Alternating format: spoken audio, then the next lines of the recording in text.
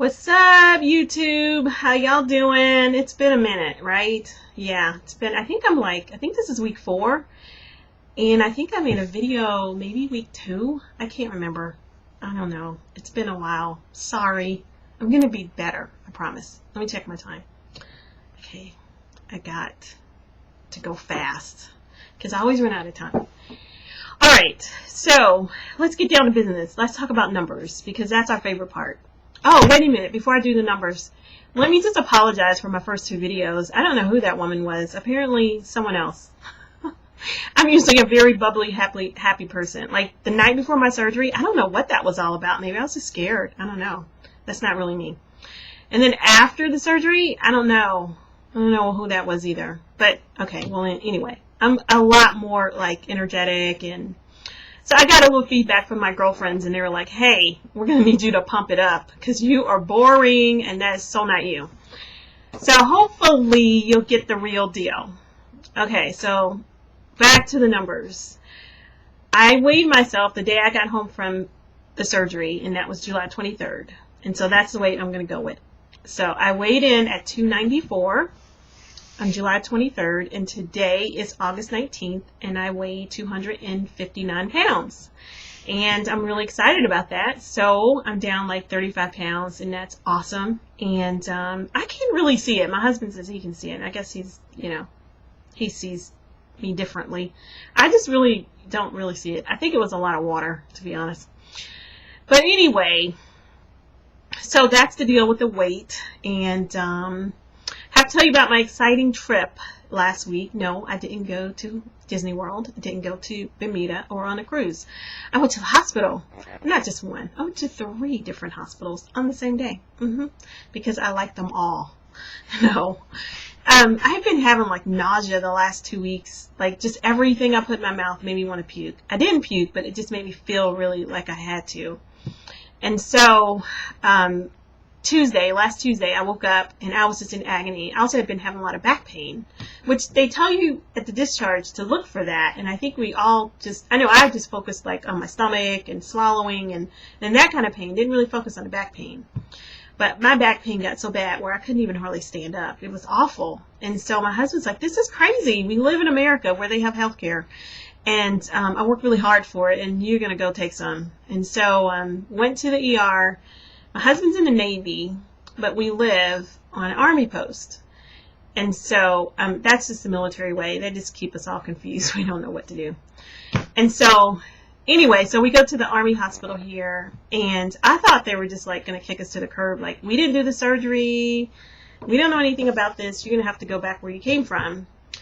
And so they didn't, though. They were like, oh, no, we'll check you out, no problem. So they did an x-ray, which they couldn't find anything, of course, because I don't think you can see whatever was wrong with the x-ray. So then they came back and said, okay, we're going to do a CAT scan, which sounds logical, which my husband had said, I think you should do a CAT scan. And so then they brought in this huge bottle. I'm not kidding. I mean, it's like, I hope you're not getting sick. But, I mean, it's big. I mean, like bigger than my hands. And almost like, I guess it was maybe a liter. And the guy just sits it down very casually. Drink this. And before I could even say anything, I was like, did you read her chart? She had bariatric surgery. Her stomach is like this big. She cannot drink that. And I'm like, I can drink it. It's just going to take me a long time. And they said, well, get going. And so I sat there, and my husband helped me drink it without puking it out. And it took me like an hour and a half, no kidding, to drink all of that. It was crazy. It was like insane. But they gave me lots of good drugs, and so, I did it. Then they said I had to wait 2 hours before they could actually, do the CAT scan because it didn't get in my system. And I was like, okay. So I went to sleep. My husband went and got breakfast because it was like breakfast time by this time. So what we thought would be like an hour-long trip to the ER, now we're like entering our fourth hour. Our 5th hour in the ER. And so he comes back, and then they take me to get my CAT scan. And you have to laugh if you're in the military because you know what I'm about to say. They get me back there. I fill out the paper. I'm waiting. It's my turn, and the guy comes out and goes, I'm sorry, the CAT scan machine is broken. And I just went, of course it is, because this is a military hospital. And so, okay, this is just a little aside, and it is political, and you can, comment if you want, whatever. But let me just tell you, when they cut the military budget, they do not stop buying bullets. They cut, the repair work for the CAT scan machine is what they cut. They buy bullets, they buy guns, they buy bombs, they do all of that stuff. They still train the troops. So I'm just letting y'all know, when you cut the military budget, you're really cutting back on our health care. You're cutting back on the carpet that I no longer have in my quarters. Because, they won't put it down. It takes me 2 weeks to get my oven repaired. Okay. I'm just saying. Just thought you should know that. A lot of people don't know that. So anyway, back to the CAT scan machine. So they send me to a civilian hospital that's 10 minutes outside the gate. So they take me in the ambulance, which I thought was really funny. I'm like, oh wow, I'm not really, okay. So cool. So they take me over there. I use their CAT scan machine, and then they send me back. And the doctor reads it, both of them, the ER doc and the radiologist, and they are freaked out of their skull. I mean, they're like, oh my gosh, this is really bad. Your stomach is totally distended and you got fluid in it, and it shouldn't be fluid in there because it's not connected to stuff that should be going in. It should be coming out, And remember I told you about my medical notebook that I made, the three ring binder, with all my tests, and everything is in there. I even had a diagram that the radiologist could look at about how my stomach, how all that stuff's supposed to look on the inside. So when he read the CAT scan, he can know where everything was supposed to be. How cool is that? I'm telling you, do the medical notebook. And so my husband is really, really impressed. Military guys, they love PowerPoint and manuals. And so he was just thrilled to death that his wife had a medical manual on herself.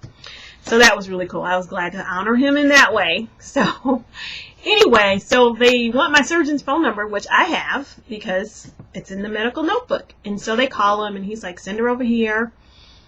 Long story short, we get there and he reads the CAT scan. He goes, I'm not as worried. I'm worried. And this was his words, which I thought was hilarious. Your stomach is angry, but it's not really mad yet. So let's wait till the morning and just see how mad it gets. And I'm like, right. Let me check my time. Okay. And so I'm like, okay. And so that was really funny. And so he described what the surgery was going to be like. And basically it involved putting me to sleep and cutting me again, which was where I stopped listening. I was just like, cut? Oh my gosh, I don't want to be cut again. And inserting things and draining things, and it just sounded painful. It sounded like it was going to really hurt. And so I called out my prayer warriors. I called my buddy Mel, and she's like my best friend. And our other best friend is Curly. But Curly is on vacation with her husband who just got back from Iraq. And they went to Disney World with their kids. And so we didn't tell her. So sorry about that, Curly, when you see this. I'm fine. But anyway, Mel calls everyone and texts everyone. And it got on Facebook. And so literally all around the world, people are praying that I don't have this surgery and that, God will intervene. And so, I know everybody doesn't believe in miracles. It doesn't mean that miracles don't happen. It just means you don't believe in them, which is cool. You don't have to, but it still doesn't make it not true. And so the next day they scheduled me for surgery, and the nurse came in and gave me my update, made me drink all that stuff all over again, and scheduled me. And the surgeon that was going to do it, because a radiologist does it, he came and looked at my chart and did everything, and they were setting it all up. And an hour or so before, the surgery is supposed to happen, the nurse comes back in and she goes, okay, this is different. And we're like, what? And I'm like, oh no, what's wrong with me now? And she's like, yeah, there's no fluid. Yeah, your stomach is completely empty. There's nothing there. We don't know what happened. We don't know where it went. So just hold tight. And my husband's like, how in the world could this happen? And I'm like, Jesus took it. Hello, we've been praying. And he's like, oh my gosh, the Lord totally healed you. And he was like, we're all excited. And so my surgeon came and examined me, and he was like, hey, I'm gonna order you a meal. If you eat it and you're fine, you can go home. Let me tell you something. I ate the meal. I didn't throw it up. I peed, I pooped, I passed gas. I did everything they wanted. And they sent me home. I was so excited. So yeah, that was my adventure last week.